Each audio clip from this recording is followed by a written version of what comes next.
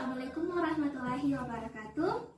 Waalaikumsalam warahmatullahi wabarakatuh. Bagaimana kabarnya, Nak? Baik, Bu. Alhamdulillah baik ya.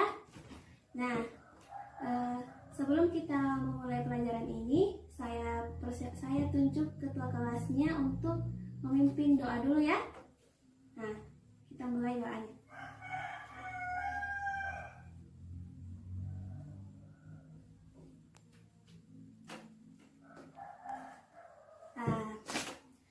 Jadi, bagaimana anak-anak?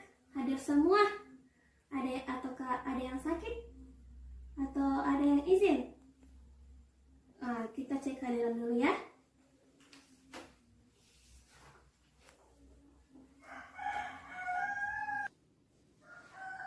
Sri Maulida? Oke, hadir. Husnul Inayah? Hadir. Oke, hadir ya. Suci Maftuha? Hadir. Ya, hadir ya.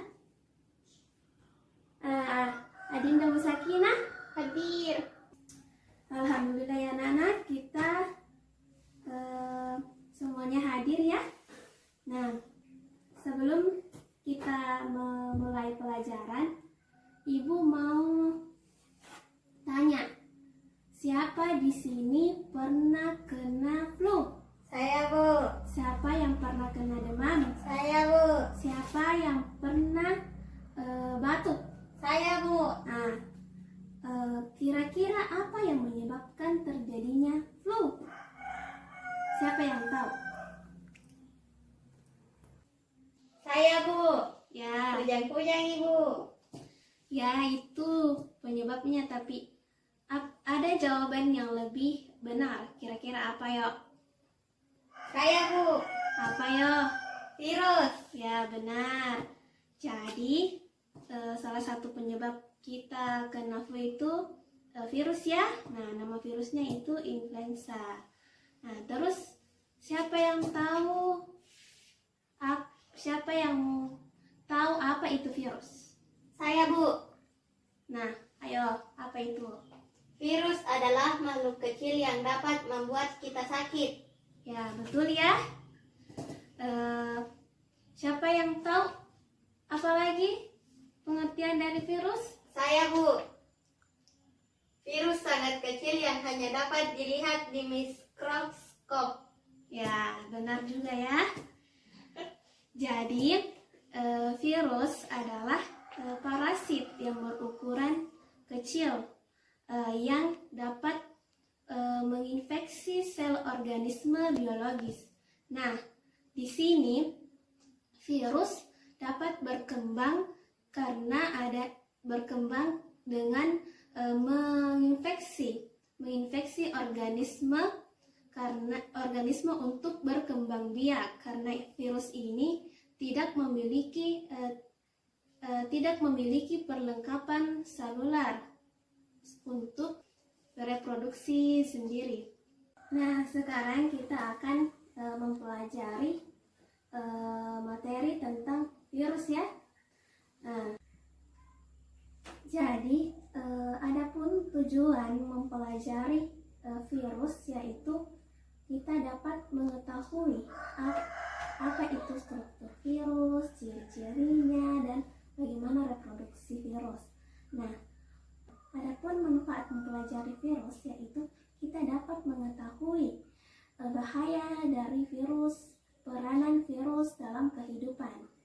Nah, oleh karena itu Ibu berharap anak-anakku sekalian lebih semangat dan fokus terhadap materi pembelajaran kali ini. Nah, adapun kompetensi dasar pada pembahasan kali ini yang harus kita penuhi yaitu dapat menganalisis struktur, ciri-ciri, reproduksi, dan perannya dalam kehidupan. Adapun tujuan pembelajaran dari pembahasan kali ini yaitu yang pertama yaitu siswa dapat menjelaskan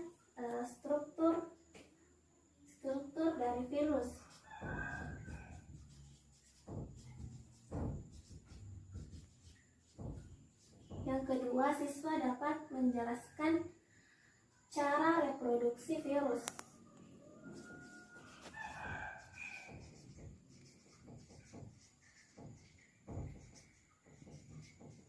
Dan yang ketiga yaitu siswa dapat menjelaskan ciri-ciri dari virus.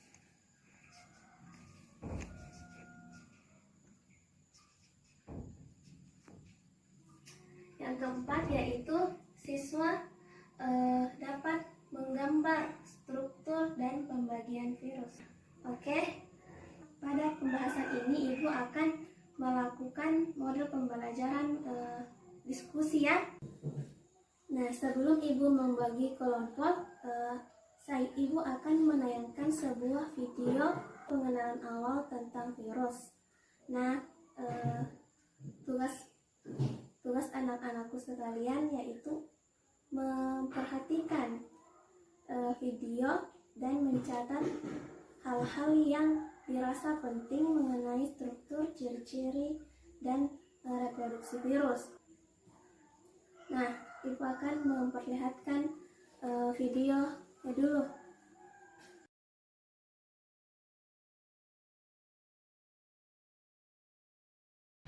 Sekarang kita masuk ke ciri-ciri virus. Virus yang pertama ciri-cirinya adalah aseluler. Kenapa aseluler? Karena dianya bukan merupakan sel, ya. Dia jauh lebih kecil daripada bakteri. Bakteri makhluk hidup uniseluler, tapi virus yang jauh lebih kecil daripada bakteri makhluk hidup yang bukan sel. Kemudian yang kedua, dia merupakan makhluk hidup peralihan antara benda mati dan makhluk hidup.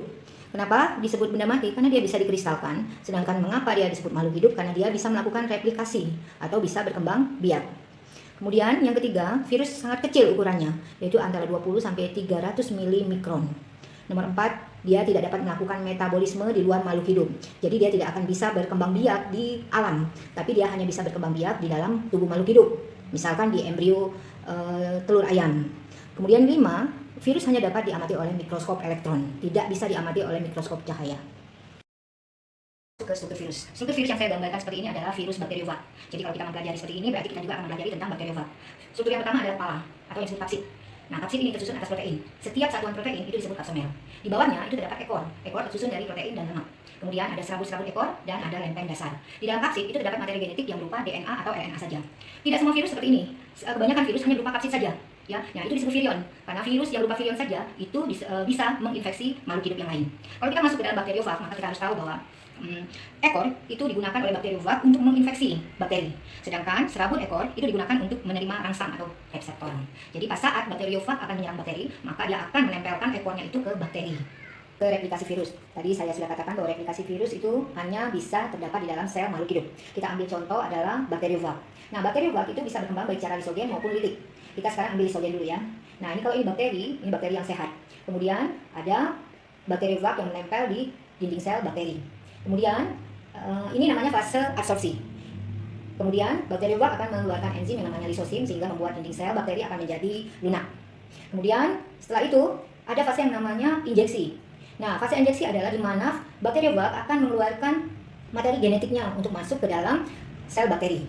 Kemudian ada fase yang namanya fase penggabungan. Fase penggabungan di mana materi genetik virus akan bergabung dengan materi genetik daripada bakteri. Setelah itu fase pembelahan diri. Fase pembelahan diri adalah materi genetik daripada virus akan memerintahkan bakteri untuk membelah diri dan setiap pembelahannya, hasil pembelahannya sudah terdapat materi genetik dari virus. Nah, ini disebut dengan trofag. Untuk fase litik, itu litik berasal dari kata lisis, yaitu pecah. Jadi fase litik itu berarti nanti virus akan memecahkan sel inangnya. Sekarang sel inangnya adalah berupa bakteri. Nah, kita akan mulai tadi seperti tadi ada fase absorpsi, kemudian ada fase injeksi. Tapi untuk untuk litik, maka fasenya akan langsung ke sini. Yaitu di mana setelah bakteriofag memasukkan materi genetiknya, maka dia akan memerintahkan bakteri untuk membentuk bagian-bagian dirinya. Ini bagian-bagian diri daripada bakteriofag. Kemudian ini adalah fase sintesis namanya. Kemudian nanti dia akan membuat bagian-bagian dirinya utuh kembali. Ini namanya fase perakitan. Jadi terlihat kan bentuknya utuh kembali. Kemudian yang terakhir adalah dia akan memecahkan sel bakteri atau sel inangnya sehingga bakteriofag yang sudah terbentuk akan keluar. Fase lisogen itu bisa menjadi fase litik apabila tubuh inang yang dikuasainya imunitasnya lemah.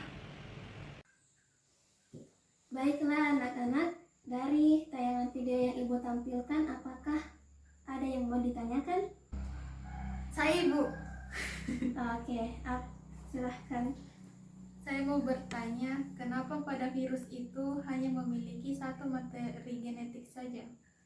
Nah, pertanyaan bagus ya. Siapa di sini yang dapat menjawab pertanyaan dari temannya? Oh, tidak ada ya. Jadi, baiklah Ibu yang akan menjawab. Jadi, mengapa virus hanya memiliki satu materi genetik saja? Karena pada materi genetik hanya terdapat satu asam nukleat. Nah, satu pasang asam nukleat. Nah, karena adanya satu pasang nukleat, jadi materi genetik hanya dimiliki hanya satu, yaitu RNA atau DNA. Nah, masih ada yang mau ditanyakan terkait dari video yang tadi ditampilkan? Ya, paham semua ya? Baiklah, saya akan membagi kalian jadi beberapa kelompok ya. Kelompok pertama yaitu Sri Maulidah, Suci Maftuha. Kelompok kedua yaitu Adinda Musakina, Husnul Inayah. Nah, silakan masing-masing duduk dengan teman kelompoknya. Oke. Pada Ibu akan memberikan kalian tugas, yakni menggambar struktur dan pembagian dari virus, serta menambahkan ciri-ciri dan cara reproduksinya yang dapat kalian lihat di buku paket kalian, atau bisa cari di literatur lain seperti di internet. Kemudian Ibu akan memberikan kalian waktu pengerjaan selama 30 menit, dan setelah itu kalian naik perwakilan membagikan kertas HVS-nya dulu.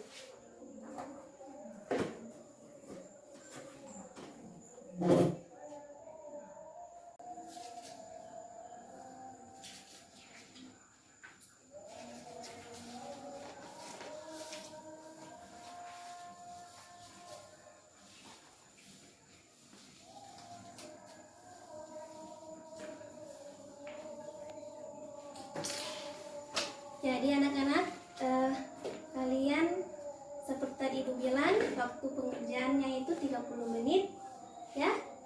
Jadi silahkan dikerjakan.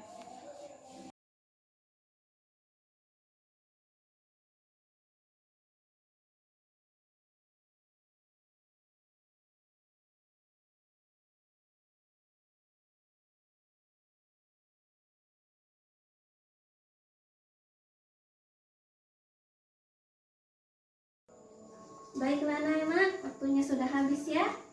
Jadi Ibu mempersilahkan kelompok pertama untuk mempresentasikan di atas ya hasil diskusinya. Adapun aturan untuk presentase kali ini yaitu selagi kelompok pertama naik menjelaskan, kelompok yang ada di bawah memperhatikan dengan seksama dan menanyakan sesuatu yang belum dipahami atau kurang dipahami pada kelompok yang naik, atau bisa juga menanggapi. Baik, saya persilahkan untuk kelompok 1 mempresentasekan hasil diskusinya. Assalamualaikum warahmatullahi wabarakatuh. Saya wakilan kelompok 1. Saya akan menjelaskan bagian-bagian dan struktur virus. Yang pertama, bagus ya presentase yang dilakukan kelompok 1. Saya buka sisi pertanyaan, atau saya persilahkan kelompok lain untuk menanyakan atau menanggapi dari hasil presentase kelompok 1. Saya Ibu mau bertanya. Ya, silakan. Terima kasih atas kesempatan yang diberikan. Saya perwakilan dari kelompok 2. Kan bakteriofag memiliki dua cara bereproduksi, litik dan lisogenik. Nah, pertanyaan saya, bahwa bakteriofag memiliki dua cara reproduksi. Apakah ada perbedaan dari kedua cara tersebut? Adapun yang membedakan dari dua cara reproduksi bakteriofag, yaitu yang pertama dari segi tahapan reproduksinya. Yang kedua, reproduksi litik digunakan ketika bakteri dalam keadaan lemah atau makhluk yang ditempel dalam keadaan lemah. Sedangkan reproduksi lisogenik digunakan ketika bakteri dalam keadaan imun yang kebal. Ini menyebabkan bakteriofag tidak dapat langsung mengambil alih kendali sel bakteri. Ya, bagus ya. Bagaimana dari kelompok penanya? Terima kasih atas jawabannya. Jadi, reproduksi lisogenik digunakan ketika bakteri dalam keadaan kebal. Bisa dijelaskan bagaimana prosesnya? Apakah sama yang Anda jelaskan tadi atau berbeda? Cara keduanya sama, yakni DNA virus menempel pada DNA bakteri. Ketika bakteri membelah diri, DNA virus juga ikut membelah diri. Ya, jadi bagaimana kelompok 2? Terima kasih atas jawabannya. Saya terima. Ya, bagus ya persentase dari kelompok 1 tadi. Mari kita beri dia aplaus. Ya, sekarang saya persilahkan kelompok 2 untuk naik persentase hasil diskusinya. Ya, bagus ya anak-anak. Semua kelompok sudah naik dan mempresentasikan dan hasilnya semua sangat bagus. Jadi kita beraplaus untuk kita semua. Ya, baik. Ibu akan menanggapi jawaban dari anak-anakku sekalian dan tadi sepertinya masih belum dipahami ya. Dari kelompok 1 tadi di situ pertanyaannya tentang reproduksi bakteriofag. Nah, di produksi bakteriofag kan ada 2, produksi litik dan lisogenik. Nah, di produksi lisogenik itu digunakan ketika bakteriofag mau menempel pada suatu bakteri untuk bereproduksi, tetapi bakteri tersebut sedang kuat atau sistem imunnya sedang kuat. Nah, di situ bakteriofag menggunakan cara reproduksi lisogenik. Nah, kalau litik itu bisa digunakan pada bakteri yang mudah untuk ditempati untuk bereproduksi.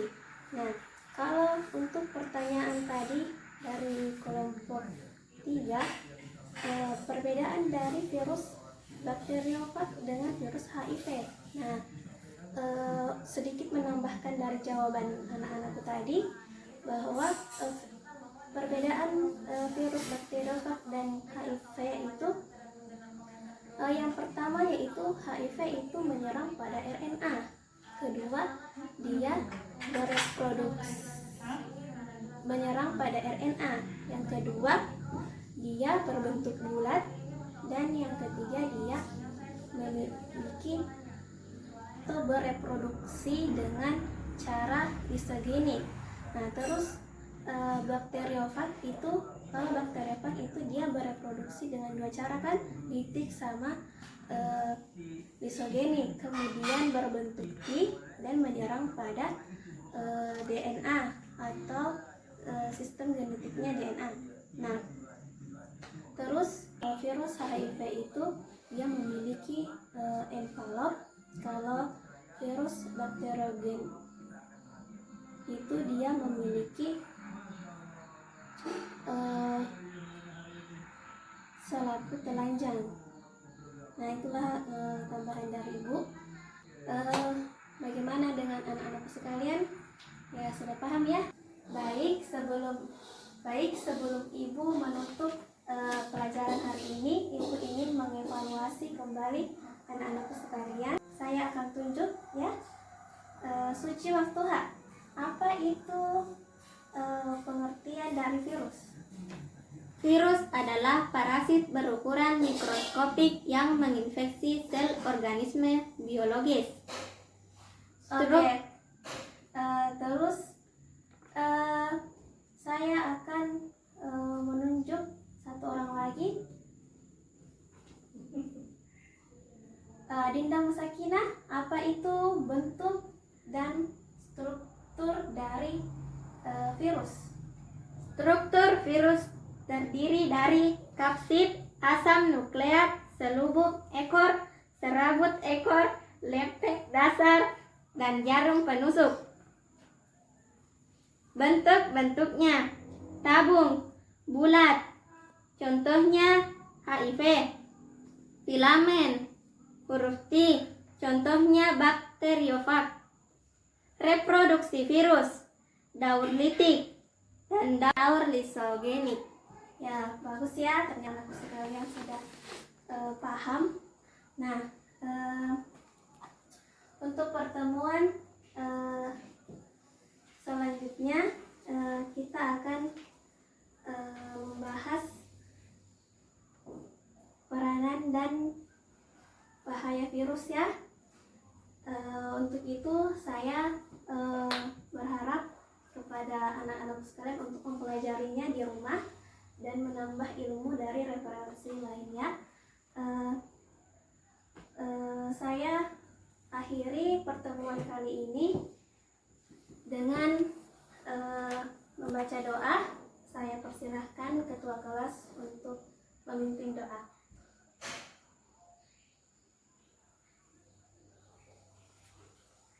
Oke, saya akhiri pertemuan dengan mengucapkan Assalamualaikum warahmatullahi wabarakatuh.